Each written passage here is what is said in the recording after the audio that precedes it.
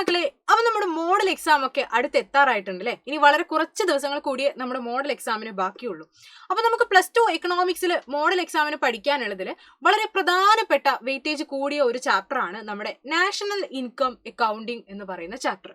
അപ്പോൾ ഈ ഒരു ചാപ്റ്ററിൽ ഒരുപാട് കാര്യങ്ങൾ നമുക്ക് പഠിക്കാനായിട്ടുണ്ട്. നമുക്കറിയാം, ഈ ഒരു ചാപ്റ്ററിൽ മെയിൻലി നമ്മൾ പഠിക്കുന്നത് നാഷണൽ ഇൻകം കണ്ടുപിടിക്കാൻ വേണ്ടിയിട്ടാണ്, GDP കണ്ടുപിടിക്കാൻ വേണ്ടിയിട്ടാണ്. നമുക്കറിയാം GDP കണ്ടുപിടിക്കാനായിട്ട് 3 മെത്തേഡ്സ് ആണ് നമ്മൾ പഠിക്കുന്നത് അല്ലേ? പ്രൊഡക്റ്റ് മെത്തേഡ് ഉണ്ട്, എക്സ്പെൻഡിച്ചർ മെത്തേഡ് ഉണ്ട്, ഇൻകം മെത്തേഡ് ഉണ്ട്. ഈ 3 മെത്തേഡ്സ് ആണ് നമ്മൾ പഠിക്കാനായിട്ടുള്ളത് നമുക്ക് GDP കണ്ടുപിടിക്കാനായിട്ട്. അപ്പോൾ അതിൽ എക്സ്പെൻഡിച്ചർ മെത്തേഡും ഇൻകം മെത്തേഡും ഒക്കെയാണ്, വളരെ സിമ്പിൾ ആയിട്ടുള്ള ഇക്വേഷൻ ആണ്. പക്ഷെ കുട്ടികളെല്ലാവരും ഒരുപോലെ പറയുന്ന ഒരു കാര്യമുണ്ട്, പ്രൊഡക്റ്റ് മെത്തേഡിൽ ക്വസ്റ്റ്യൻ വരുന്ന സമയത്ത് അത് ചെയ്യാൻ ഇച്ചിരി ബുദ്ധിമുട്ടാകുന്നുണ്ട്, എങ്ങനെയാണ് അത് സോൾവ് ചെയ്യേണ്ടതെന്ന് അറിയുന്നില്ല, അങ്ങനെയൊക്കെ ഒരുപാട് മക്കൾ പറയുന്നുണ്ട്. അപ്പോൾ മിസ് ഇവിടെ ചെയ്യാൻ പോകുന്നത്, ഇന്ന് നമുക്ക് പ്രൊഡക്റ്റ് മെത്തേഡിൽ നമുക്ക് ചോദിച്ചിട്ടുള്ള ഒരു ചോദ്യം, പ്രൊഡക്റ്റ് മെത്തേഡിൽ മാത്രമല്ല പ്രൊഡക്റ്റ് മെത്തേഡിൽ കൂടി ചെയ്യാൻ വേണ്ടിയിട്ട് ചോദിച്ചിട്ടുള്ള ഒരു കൺഫ്യൂഷൻ ആകുന്ന ഒരു ക്വസ്റ്റ്യൻ, അത് കുട്ടികളെല്ലാം ഒരുപോലെ പറഞ്ഞിട്ടുള്ള ഒരു ചോദ്യമാണ്. അപ്പോൾ ആ ചോദ്യമാണ് മിസ് ഇന്ന് സോൾവ് ചെയ്യാൻ വേണ്ടി പോകുന്നത്. അപ്പോൾ ഇതോടുകൂടി നമുക്ക് പ്രൊഡക്റ്റ് മെത്തേഡിലുള്ള കൺഫ്യൂഷൻ ഒക്കെ ക്ലിയർ ആവുന്നതായിരിക്കും. അപ്പോൾ നമുക്ക് നോക്കാം. ഇതാണ് 8 മാർക്കിന് ഒരു തവണ ചോദിച്ചിട്ടുള്ള ചോദ്യം.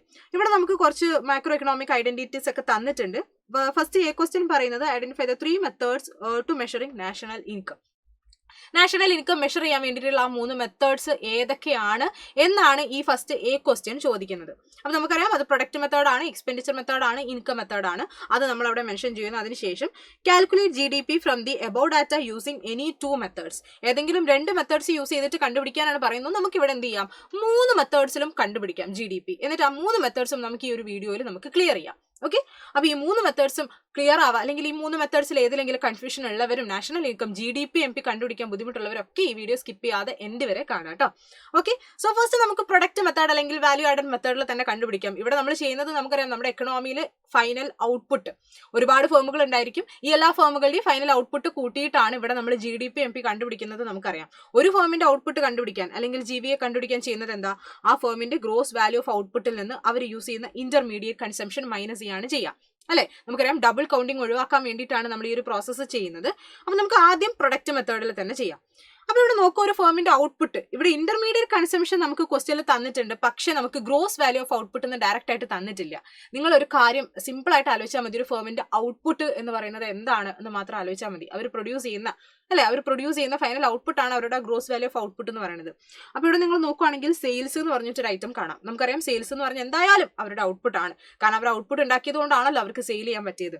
പിന്നെ ചേഞ്ച് ഇൻ സ്റ്റോക്ക് എന്ന് പറയുന്നത് ഇൻവെന്ററി ആണ്, നമുക്കറിയാം, അതായത് വിൽക്കാൻ കഴിയാതെ ബാക്കിയായിട്ടുള്ള ഔട്ട്പുട്ടാണ്, എന്നാലും അതും ഔട്ട്പുട്ട് തന്നെയാണല്ലോ. സോ സെയിൽസും ചേഞ്ച് ഇൻ സ്റ്റോക്കും ആഡ് ചെയ്ത് കഴിഞ്ഞാൽ അവരുടെ ഗ്രോസ് വാല്യൂ ഓഫ് ഔട്ട്പുട്ട് ആയിരിക്കും. അതാണ് അവരുടെ ടോട്ടൽ ഔട്ട്പുട്ട് എന്ന് പറയുന്നത്.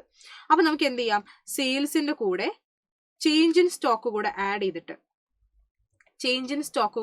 ചെയ്തിട്ട് നമുക്ക് അതിൽ നിന്നാണ് എന്ത് മൈനസ് ചെയ്യേണ്ടത്, ഇന്റർമീഡിയറ്റ് കൺസംഷൻ നമുക്ക് മൈനസ് ചെയ്യേണ്ടത്. ഓക്കെ, സോ സെയിൽസ് എന്ന് പറയുന്നത് ഇവിടെ 800 ആണ്.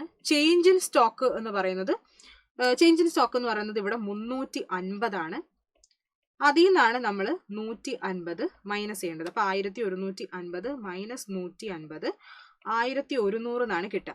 ഇപ്പൊ ഇവിടെ ഒരുപാട് ഫേമുകളൊന്നും ഇല്ല, ഒരൊറ്റ ഫേമിന്റെ കാര്യം പറയുന്നുള്ളൂ. ഒരുപാട് ഫേമുകൾ ഉണ്ടായിരുന്നെങ്കിൽ ആ ഫേമുകളുടെ ഒക്കെ ഔട്ട്പുട്ട് ആഡ് ചെയ്തതിന് ശേഷമാണ് GDP MP കിട്ടുക. ഇവിടെ ഒരൊറ്റ ഫേമേ ഉള്ളൂ. സോ അതുകൊണ്ട് GDP MP എന്ന് പറയുന്നത് ഇവിടെ 1000 തന്നെയാണ്.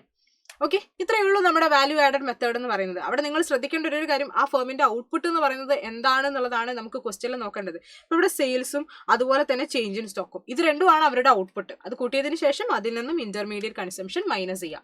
ഇതാണ് നമ്മുടെ പ്രൊഡക്റ്റ് മെത്തേഡ് അല്ലെങ്കിൽ വാല്യൂ ആഡഡ് മെത്തേഡ് എന്ന് പറയുന്നത്.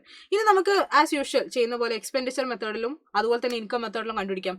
എക്സ്പെൻഡിച്ചർ മെത്തേഡിൽ ഈ ഔട്ട്പുട്ടിന്റെ മേലെ 4 സെക്ടേഴ്സിനും വരുന്ന എക്സ്പെൻഡിച്ചർ ആഡ് ചെയ്തിട്ടാണ് GDP കണ്ടുപിടിക്കുന്നത് അല്ലെ?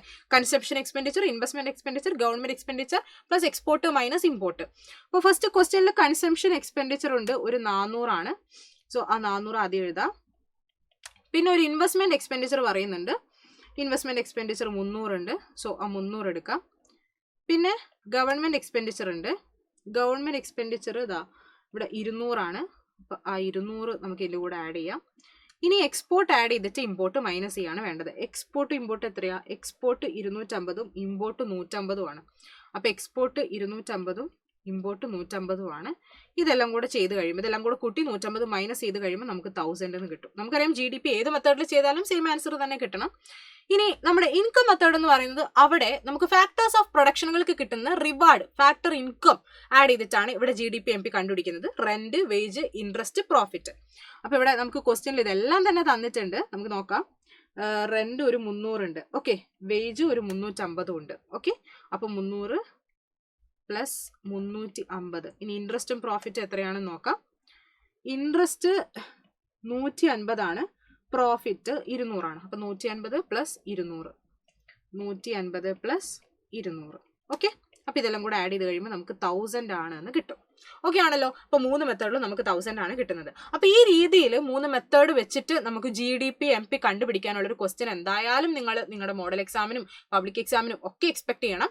അപ്പൊ ഇതെന്തായാലും എല്ലാവരും പഠിച്ചു വെച്ചേക്കുക. എല്ലാവർക്കും ക്ലിയർ ആയിട്ടുണ്ടെന്ന് വിചാരിക്കുകയാണ്. ഇനി വരുന്ന ദിവസങ്ങളിൽ നിങ്ങൾക്ക് ഏതെങ്കിലും ടോപ്പിക്കിനെ കുറിച്ച് ഇതേപോലെ ഡീറ്റെയിൽ ആയിട്ടുള്ള വീഡിയോ ഒക്കെ ആവശ്യമായിട്ടുണ്ടെന്നുണ്ടെങ്കിൽ ഈ വീഡിയോയുടെ താഴെ നിങ്ങൾ കമന്റ് ചെയ്താൽ മതി. അപ്പൊ ഇനി വരുന്ന ദിവസങ്ങളിൽ ഞങ്ങൾ ആ വീഡിയോസ് ഒക്കെ ഈ ചാനലിൽ അപ്ലോഡ് ചെയ്യുന്നതായിരിക്കും. അപ്പൊ എല്ലാവരും ഈ ചാനൽ ഒന്ന് സബ്സ്ക്രൈബ് ചെയ്ത് വെച്ചേക്കാം കേട്ടോ. അപ്പൊ എല്ലാവരും നന്നായിട്ട് തന്നെ പ്രിപ്പയർ ചെയ്യാം മോഡൽ എക്സാമിന് വേണ്ടിയിട്ട്. All the best.